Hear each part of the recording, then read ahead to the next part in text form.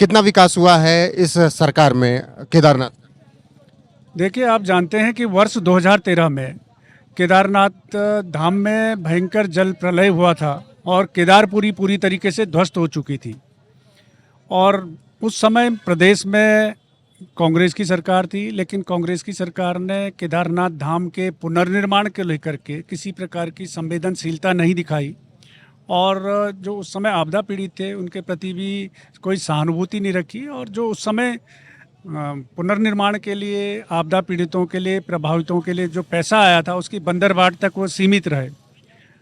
वर्ष 2014 में केंद्र में नरेंद्र मोदी जी के नेतृत्व में भारतीय जनता पार्टी की जब सरकार बनी, तो उसके पश्चात से माननीय मोदी जी ने केदारनाथ धाम के पुनर्निर्माण को, उस वहाँ पर पुनर्स्थापना के कार्यों को अपनी प्राथमिकता में सम्मिलित किया। और उसके पश्चात से वहाँ पर बहुत तेज़ी के साथ में पुनर्स्थापना के, पुनर्निर्माण के कार्य हुए हैं।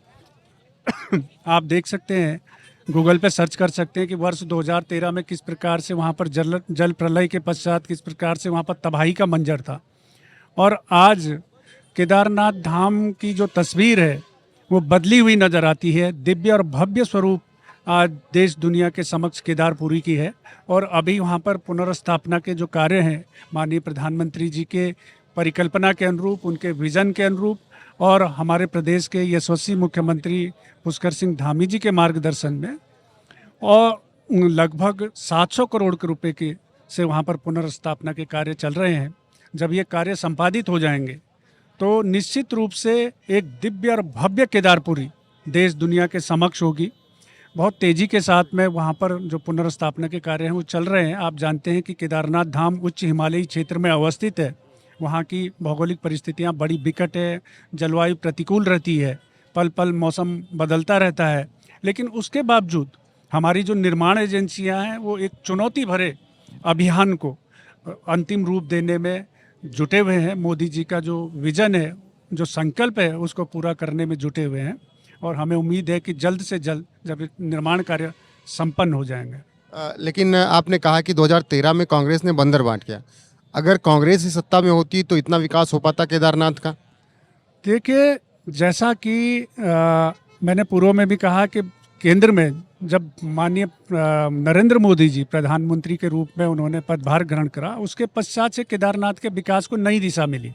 और उसके पश्चात वर्ष 2017 में जब प्रदेश में, उत्तराखंड में भारतीय जनता पार्टी की सरकार बनी, डबल इंजन जब जनता ने हमको सौंपा, तो डबल इंजन की सरकार ने बहुत तेज़ गति के साथ में जो पुनर्निर्माण के, पुनर्स्थापना के कार्य थे उनको बहुत तेज़ी के साथ में, बिल्कुल वो काम हुआ। मैं थोड़ा स्थिति को ये समझ रहा हूँ, उलट हो जाती। अगर कांग्रेस ही सत्ता में रह जाती तब क्या होता केदारनाथ का हाल? वही मैं कह रहा हूँ कि अगर कांग्रेस की सरकार होती दुर्भाग्य से, तो फिर जो आज जिस प्रकार की दिव्य और भव्य केदारपुरी हमको दिखाई दे रही है वो नहीं दिखाई देती।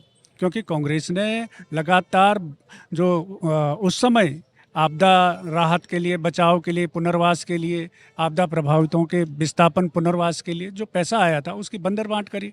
आपको याद होगा केदारनाथ घोटाले की गूंज देश भर में सुनाई गई थी।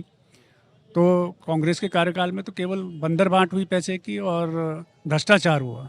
लेकिन आज तो कांग्रेस वाले कहते हैं कि भाई बीजेपी राज में सोना चोरी हो जा रहा है वहाँ से।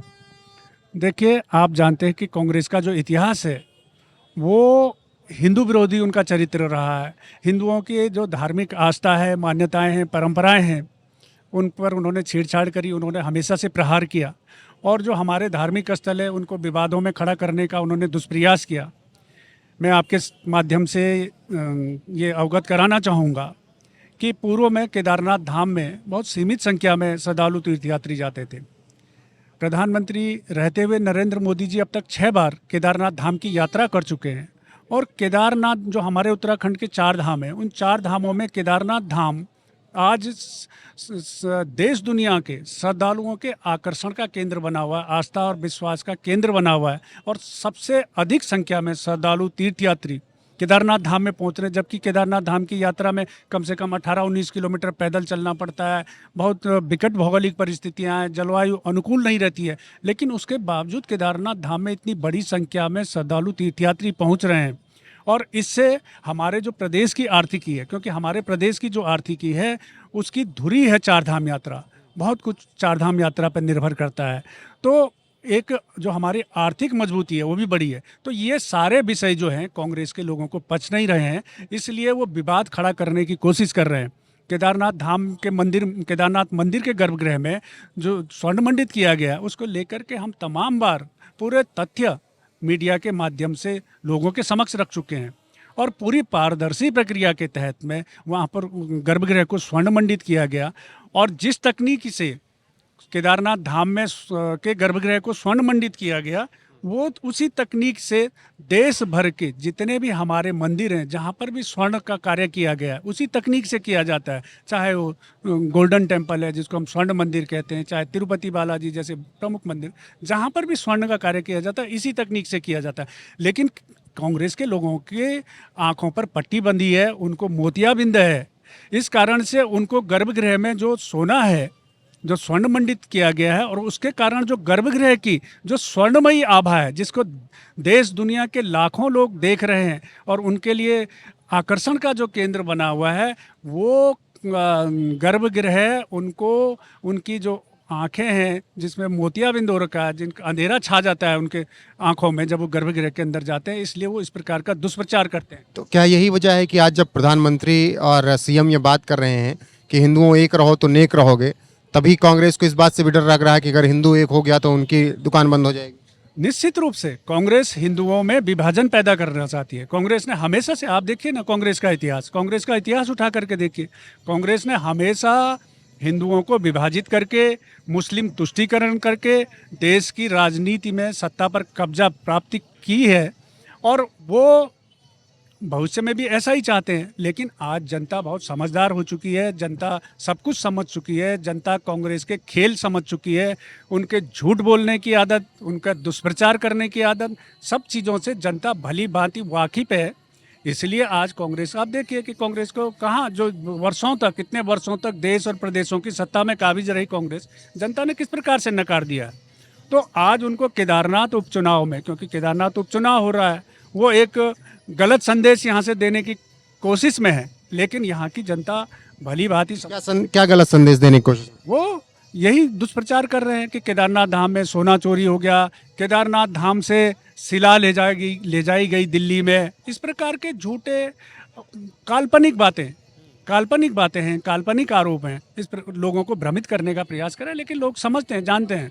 कौन नहीं देख, लाखों को श्रद्धालु प्रतिवर्ष केदारनाथ धाम में जा रहे हैं, दिख नहीं, वो देख रहे हैं कि सोना लगा हुआ है। फिर उपचुनाव में क्या लग रहा है, आशा नौटियाल और मनोज रावत के बीच में क्या लग रहा है? देखिए, मैं आपको फिर से ये बताना चाहूँगा कि हमारे प्रदेश की जनता बहुत प्रबुद्ध है, राजनीतिक रूप से बहुत जागरूक है और ख़ास करके जो ये केदार घाटी है, हमारी केदार घाटी की जनता भी बहुत प्रबुद्ध है, बहुत पढ़े लिखे लोग हैं, समझदार लोग हैं।